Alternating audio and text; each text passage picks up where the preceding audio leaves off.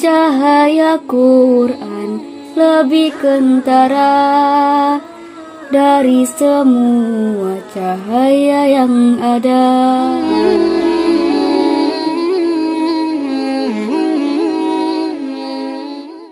Bismillahirrahmanirrahim.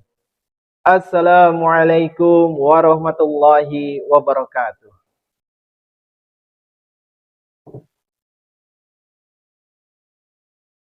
A'udzu billahi minasy syaithanir rajim.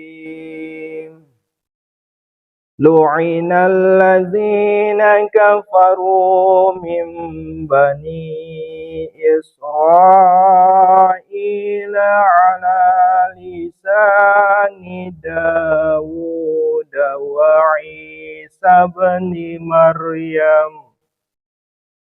Dzalika bima asaw wa kanu ya'tadun. Aku berlindung kepada Allah dari godaan syaitan yang terkutuk. Orang-orang yang kafir dari kalangan Bani Israel telah dilaknat oleh lidah Daud dan Isa ibnu Maryam. Hal demikian itu karena mereka tidak patuh dan melampaui batas. Tafsir nomor 782. Dari antara semua Nabi Bani Israel, Nabi Daud alaihissalam dan Nabi Isa alaihissalam tergolong paling menderita di tangan orang-orang Yahudi.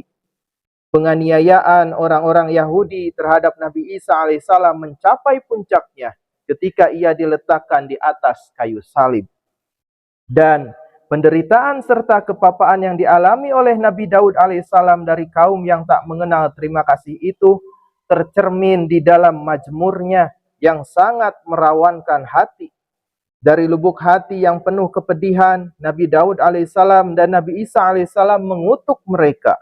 Kutukan Nabi Daud alaihissalam mengakibatkan orang-orang Bani Israel dihukum oleh Nebukadnezar yang menghancur luluhkan Yerusalem dan membawa orang-orang Bani Israel sebagai tawanan pada tahun 556 sebelum Masehi.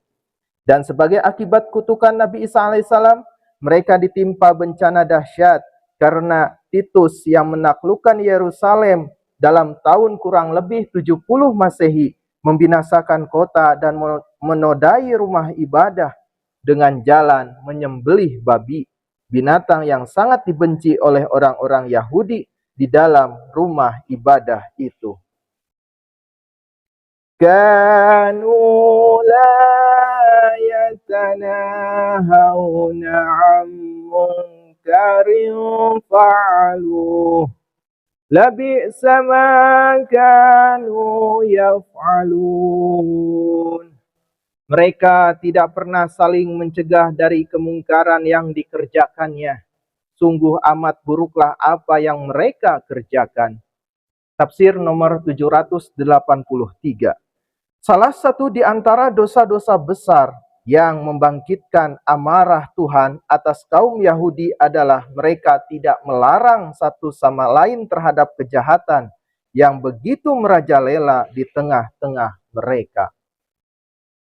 Tara katsiran minhum yatawallawna allazina kafaru labi'sa ma qaddamat lahum anfusuhum an sakhitallah.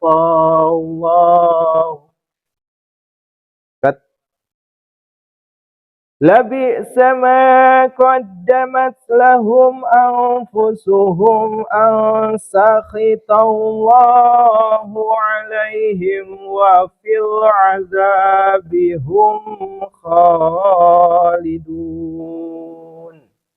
Engkau melihat kebanyakan dari mereka menjadikan orang-orang kafir sebagai penolong, dan sungguh buruk apa yang telah mereka lakukan bagi diri mereka. Sehingga Allah murka kepada mereka dan di dalam azab ini mereka akan tinggal lama. Walau kanu yu'minuna billahi wan النبي وما أنزل إليه ما اتخذوهم أولياء ولكن كثيرا منهم فاسقون.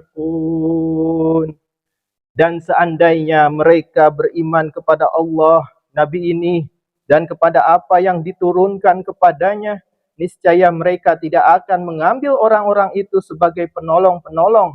Akan tetapi kebanyakan mereka adalah orang-orang durhaka. Tafsir nomor 784. Nabi yang dimaksudkan di dalam ayat ini adalah Rasulullah SAW.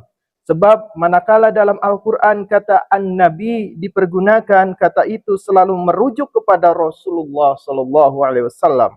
Bahkan Injil pun merujuk beliau sebagai Nabi itu. Keterangan Yahya 1 ayat 21 dan 25. Yakni Nabi yang kedatangannya telah dikabarkan dalam Ulangan 18 ayat 18 itu.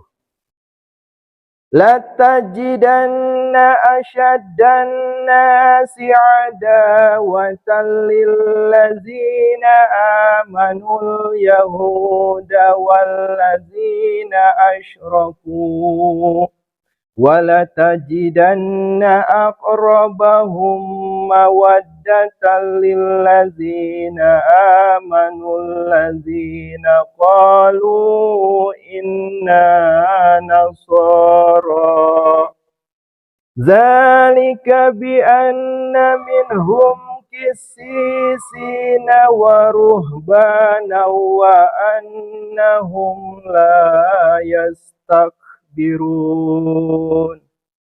Pasti engkau akan mendapati manusia yang paling keras permusuhannya terhadap orang-orang yang beriman. Ialah orang-orang Yahudi dan orang-orang yang mempersekutukan Allah. Dan pasti engkau akan mendapati orang yang paling dekat kecintaannya terhadap orang-orang yang beriman ialah mereka yang berkata, sesungguhnya kami orang-orang Nasrani. Hal demikian itu karena di antara mereka ada pendeta-pendeta, rahib-rahib, dan juga mereka tidak sombong. Tafsir nomor 785. ISIS berarti kepala atau penghulu umat Kristen di bidang pengetahuan dan ilmu. Cendekiawan Kristen yang telah mencari dan meraih ilmu besar, orang yang cerdas lagi berilmu. Tafsir nomor 786. Ruhban adalah kata jamak dari rohib yang berarti pertapa. Rahib Kristen, agamawan yang mengasingkan diri, seorang yang mengabdikan diri untuk melakukan pekerjaan-pekerjaan dan upacara-upacara keagamaan dalam suatu bilik kecil atau biara. Tafsir nomor 787. Tetapi keadaan demikian tidak berlangsung lama. Di tempat lain Al-Quran memperingatkan umat Islam bahwa mereka ditakdirkan akan mengalami penderitaan paling berat dari tangan orang-orang Kristen yang akan menyerang mereka dari segala penjuru. Keterangan surah ke-21 ayat 97. Di dalam hadis pun ada kabar-kabar gaib tentang ini. Ayat itu berlaku hanya bagi orang-orang Kristen di zaman Rasulullah SAW. Sejarah menunjang kesimpulan ini bahwa Najasyi, raja Kristen dari Abisinia, memberikan perlindungan kepada pengungsi-pengungsi kaum Islam, dan Mukaukas, raja muda Kristen dari Mesir, mempersembahkan hadiah-hadiah kepada Rasulullah SAW. Sikap merendah agaknya merupakan salah satu ciri khas orang-orang Kristen dahulu. Hal ini terbukti dari cara penerimaan terhadap surat Rasulullah SAW yang sangat jauh berbeda antara Kaisar Heraklius dan Kaisar Persia atau Kisra. Kisra yang merupakan penyembah berhala mencabik-cabik surat yang dikirim Rasulullah SAW, sedangkan Heraklius menerimanya dengan takzim dan bahkan menunjukkan sekilas kecenderungan hati terhadap Islam. Alhamdulillahirabbil alamin. Jazakumullah ahsanal jaza.